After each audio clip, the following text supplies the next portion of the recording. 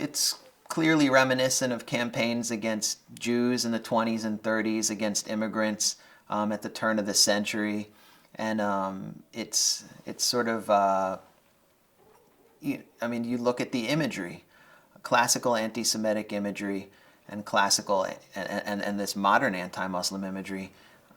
There's a clear parallel. So it's two sides of the same coin. It comes from the same place.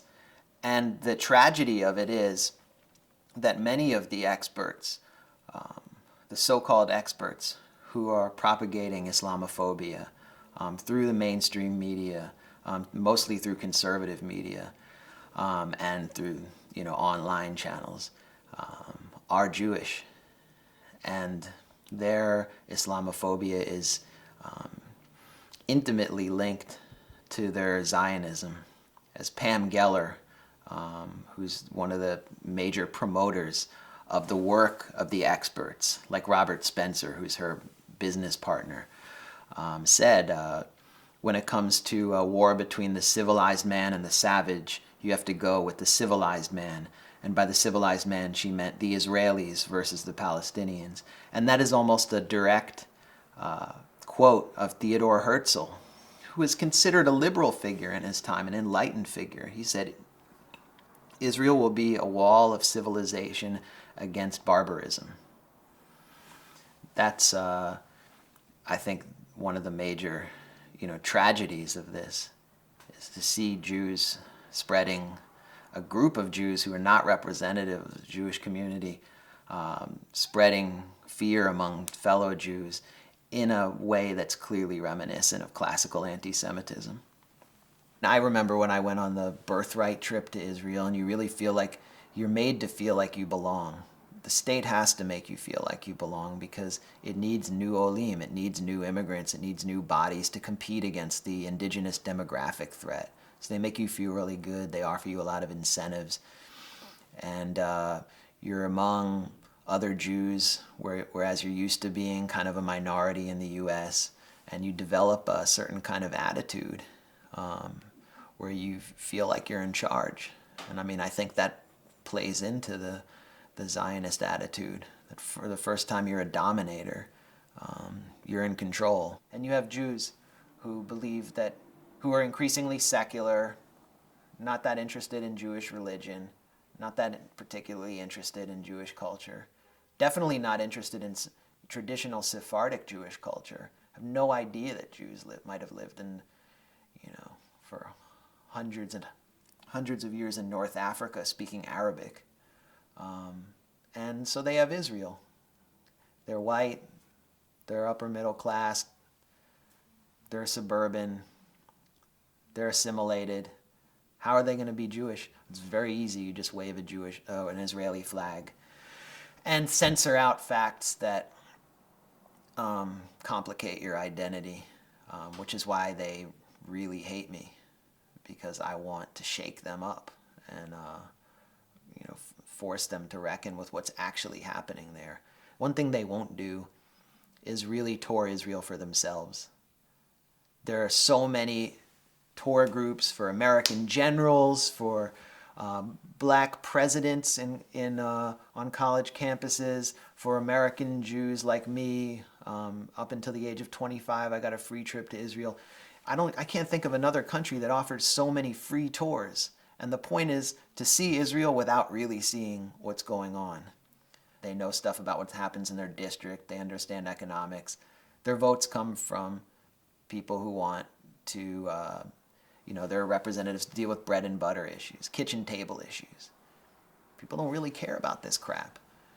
So it makes perfect sense for them to go on a free trip with their families, go see, get some sun, go eat some hummus, not think too much, get some donations, come back, sign some legislation that AIPAC sends to you, because AIPAC writes the legislation word for word that the House International Relations Committee votes on, and that the Senate Foreign Relations Committee votes on, relating to Iran and relating to Israel-Palestine, and then get back to the issues that really matter, that move the votes, and get back to the campaign, because if you're in the House, you have to run for office every 2 years. You've got to constantly raise money.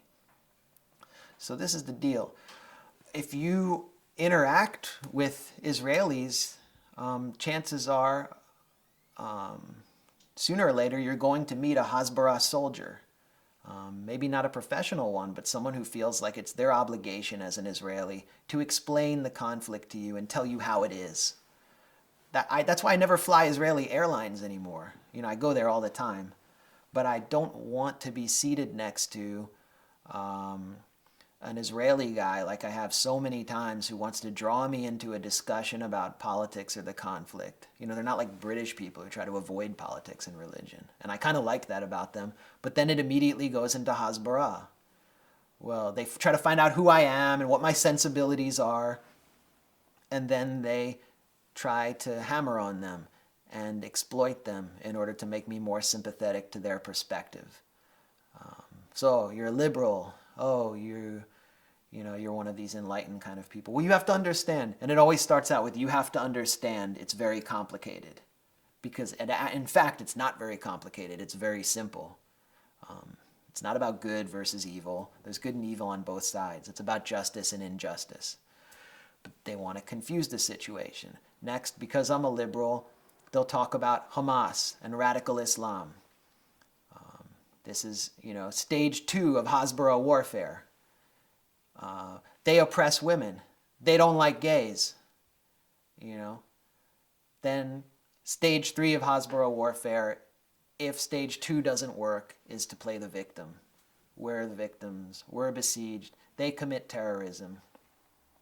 With me, this doesn't work either because I know the history of the conflict. I personally know people on both sides who are involved intimately in the conflict, and I hang out in Palestinian prison waiting rooms and talk to wives and mothers. I know what's going on. So it progresses to stage 4 of Hasbara warfare, which is screaming and insults and just complete ugliness. And then it's over, unless it's stage 5, which is threatening me. There's a massive crisis in the Jewish community, and the accusations of anti-Semitism at anyone who criticizes Israel are a product of the refusal to reflect and the refusal to look in the mirror and the refusal to engage with our own Jewish identity against the backdrop of the crimes of Israel, and to redefine ourselves or to restore our identity. And that's where the charge of self-hatred comes from. What they really mean is you're self-reflective. You're not just plowing forward and supporting Israel blindly. The occupation is a permanent feature of the Jewish state, and so is the siege of Gaza, and so is the warehousing of refugees in refugee camps, and so is the isolation of the Palestinian diaspora. The Jewish state requires this. As long as Israel's a Jewish state, the occupation will go on. Prior to 1967, Israel was in a deep crisis. It was overcome with malaise. American Jews did not support it as much as they do now. Because of the occupation, Israel is embattled. It's fighting on the front lines, supposedly, of Western civilization. And it's fighting, the far right's demographic jihad.